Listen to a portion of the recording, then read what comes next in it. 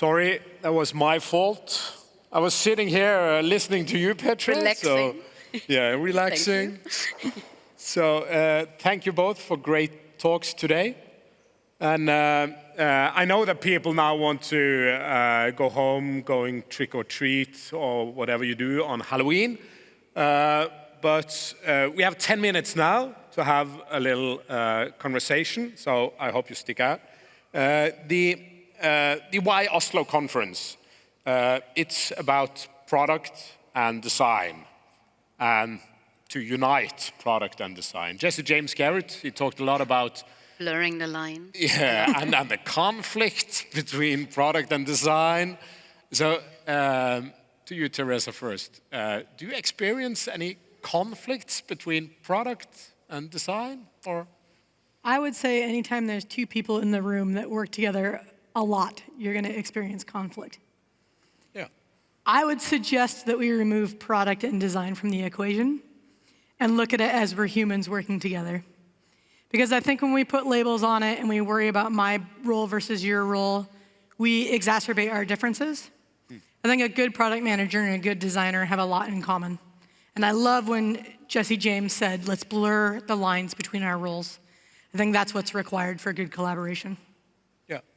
Yeah, plus on top of it, maybe I talked about the 10 leadership responsibilities, right? And they're role agnostic. I think they apply for all product builder roles, so to say, leadership roles.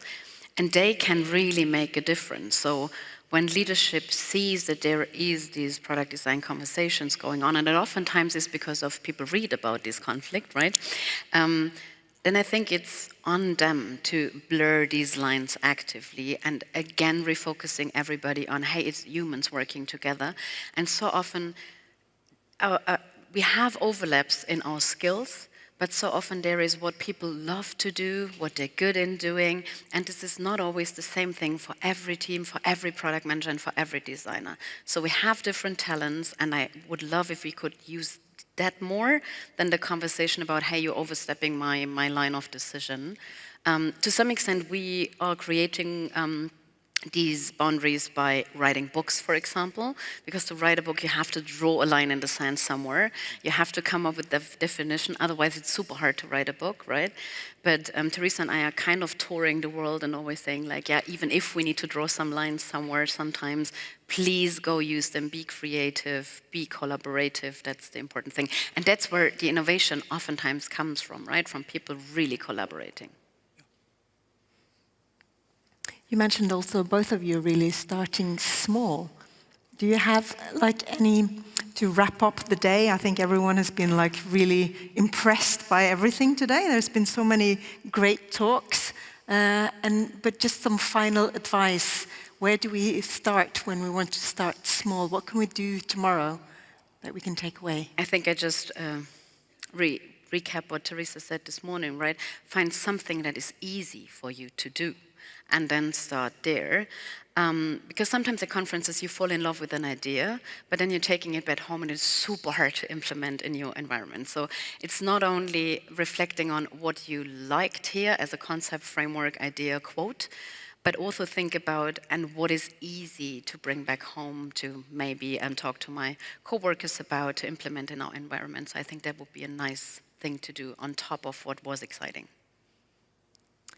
I'll just add that I think spending 2 days like this feels like such a luxury to get filled up with inspiration, but it's going to be really easy to go back to work tomorrow, I assume, for most of us, and get right back into the grind. And so what I would recommend is before that happens, just take a little bit of time to reflect and think about what's 1 or 2 things that I commit to doing before the end of the day tomorrow. And that timeline is going to sound really scary and aggressive. It can be a teeny tiny thing. And then I would do it again. What's the thing that I can commit to trying before the end of next week? And just start to build that muscle of a teeny tiny first step. And then how do you do that over and over again? So we're starting some great habits then already tomorrow. Yeah. Should people then make a backlog of things, or is it important just to have one thing to start with? I think the product manager in you might be coming out a little bit. You know what? I think it's really easy to get overwhelmed. Yeah. And this is the thing I see most often. People try to dabble a little bit in a lot of habits or a little bit with a lot of different tactics. I think I would, if I had 20 minutes to figure out where I wanted to start, I would spend 18 of those minutes reflecting on what's the easiest first step, and I would just do that step. There's a book, I'm not sure I'm gonna say her last name correctly, but it's TERESA Amabile. She wrote The Progress Principle. And it's this idea of if we can break things down into little increments of progress, it builds momentum, and momentum is what sustains us. And so if we can find that very first step that builds a little bit of momentum for the second step, which is gonna build momentum for the third step, it almost becomes self-propelling.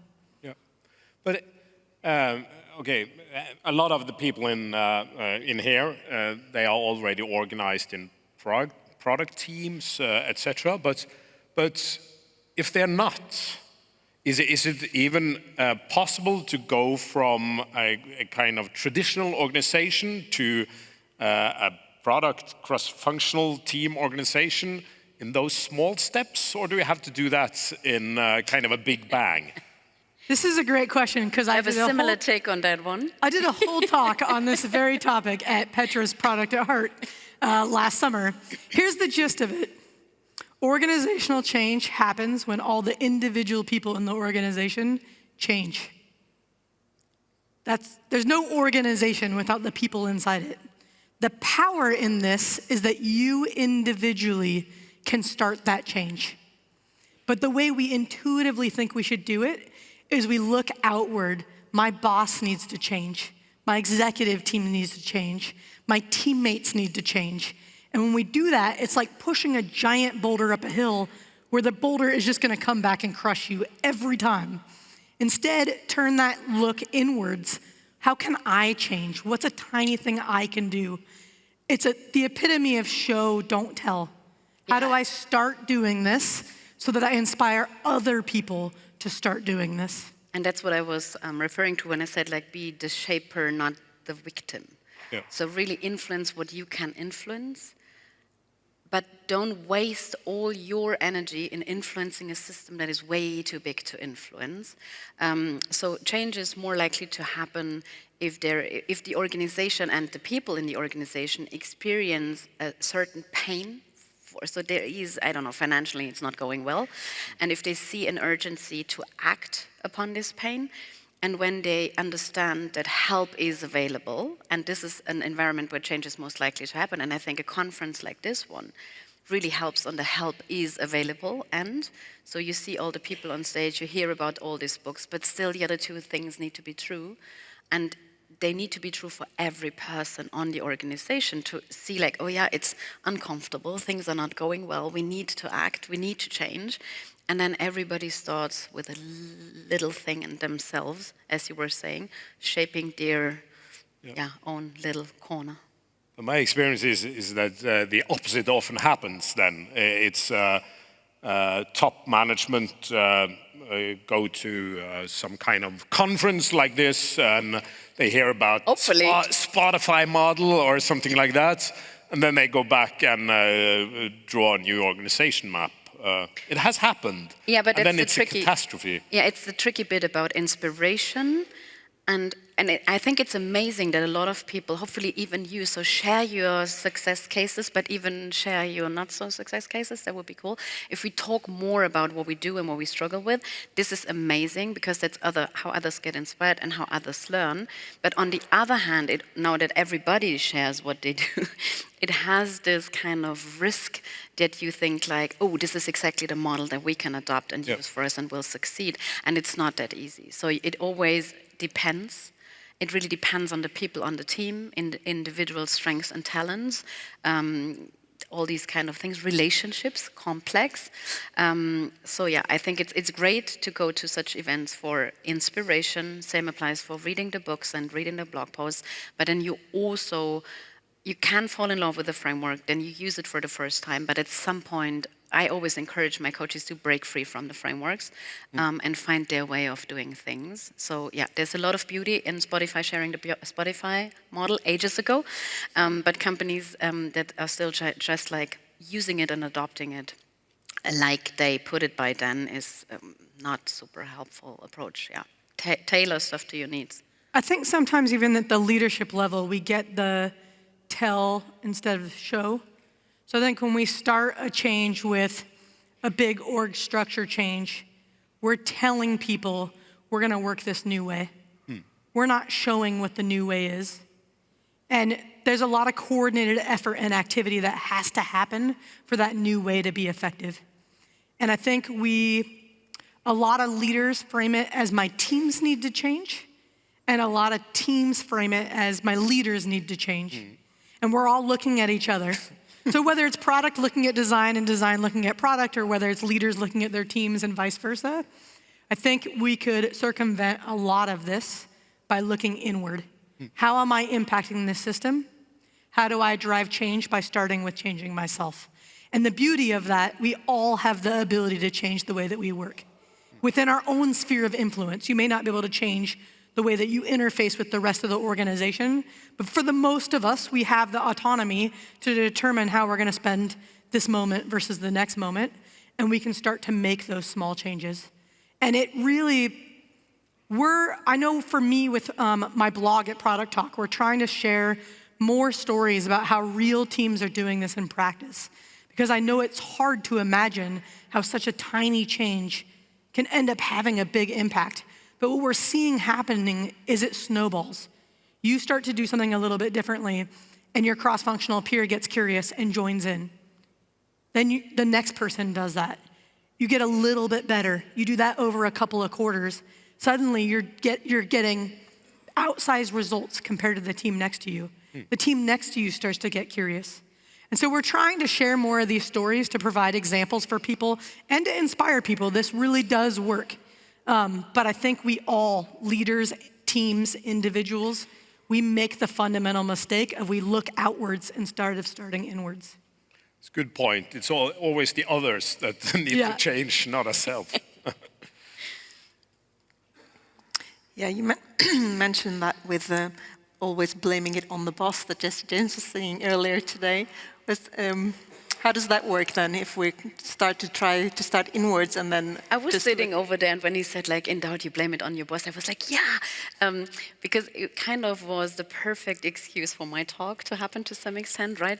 And you said, like, everybody's staring at each other, but with the feedback giving and managing up, that's a starting point, right? And I said, like, stay on your side of the net. That was something that you mentioned as well, right? You can talk about your feelings, how things are impacting you. But then, and I said, like, offer feedback. You cannot influence how they react or follow up on your feedback. You don't even know if they like your feedback or if it's of interest to them in that particular situation. I, by the way, would encourage you to give it again if nothing happens, because maybe it was just not the right moment for the feedback to land well. But yeah, I really loved that he said that, because oftentimes the environment needs a bit of work.